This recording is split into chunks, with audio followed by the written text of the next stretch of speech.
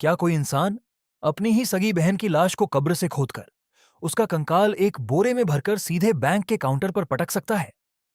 सुनने में यह किसी रोंगटे खड़े कर देने वाली हॉरर फिल्म का सीन लगता है, लेकिन अप्रैल 2026 की एक झुलसाती दोपहर में भारत के एक सरकारी बैंक के अंदर यही खौफनाक और दिल दहला देने वाला मंजर हकीकत में बदल गया था। जब एक बेबस, भूखे और अनपढ़ भाई ने सिस्टम के बहरेपन और कड़कड़ाते नियमों से तंग आकर अपनी मृत बहन की हड्डियों का ढांचा अधिकारियों के सामने लाकर रख दिया और कांपती आवाज में कहा, देखो, यह रही मेरी बहन, यह सच में मर चुकी है। अब तो इसके हक के पैसे मुझे दे दो। आखिर कौन था यह बेबस भाई? क्यों उसे अपनी ही सगी बहन की पवित्र कब्र पर कुदाल चलानी पड़ी? और क्यों हमारा डिजिटल इंडिया का दम भरने वाला बैंकिंग सिस्टम एक गरीब की लाचारी के सामने इतना अंधा हो गया? आज की यह 2D एनिमेशन डॉक्यूमेंट्री सिर्फ एक घटना नहीं, बल्कि हमारे देश की प्रशासनिक व्यवस्था के मुंह पर एक ऐसा तमाचा है जिसे देखकर आपकी रूह कांप जाएगी और आपकी आंखों से आंसू बह निकलेंगे। ओडिशा के क्योंगढ़ जिले में बसा एक छोटा सा गुमनाम आदिवासी गांव है मलीपासी।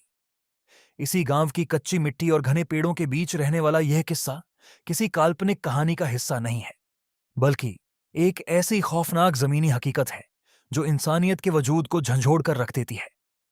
इस बेहद दर्दनाक दास्तान का मुख्य किरदार है जीतू मुंडा, जो लगभग 50 वर्ष का एक सीधा साधा, भोला भाला आदिवासी व्यक्ति है।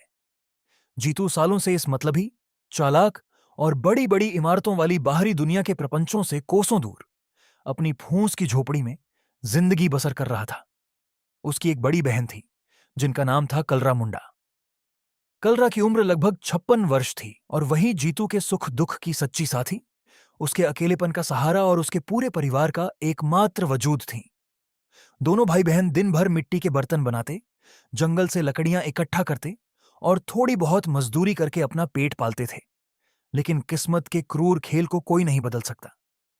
जनवरी 2026 की एक बेहद सर्द, ठिठुरती सुबह कलरा मुंडा ने हमेशा के लिए अपनी आंखें मूंद लीं और जीतू को इस बेरहम दुनिया में बिल्कुल अकेला छोड़ गई। बहन की मौत से जीतू मुंडा पूरी तरह टूट गया।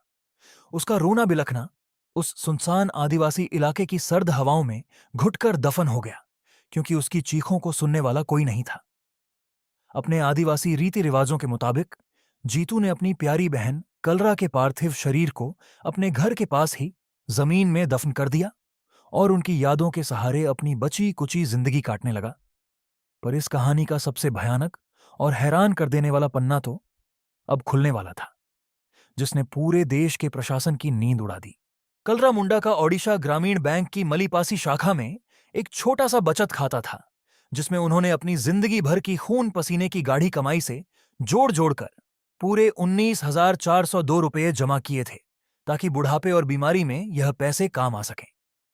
यह रकम किसी बड़े शहर के रईस के लिए बेहद मामूली हो सकती है, लेकिन दाने दाने को तरसते जीतू मुंडा के लिए यह उसकी बहन की आखिरी निशानी और उसकी भूख मिटाने का एकमात्र जरिया थी। फरवरी 2026 के पहले हफ्ते में जीतू पहली बार बैंक की चौखट पर पहुंचा।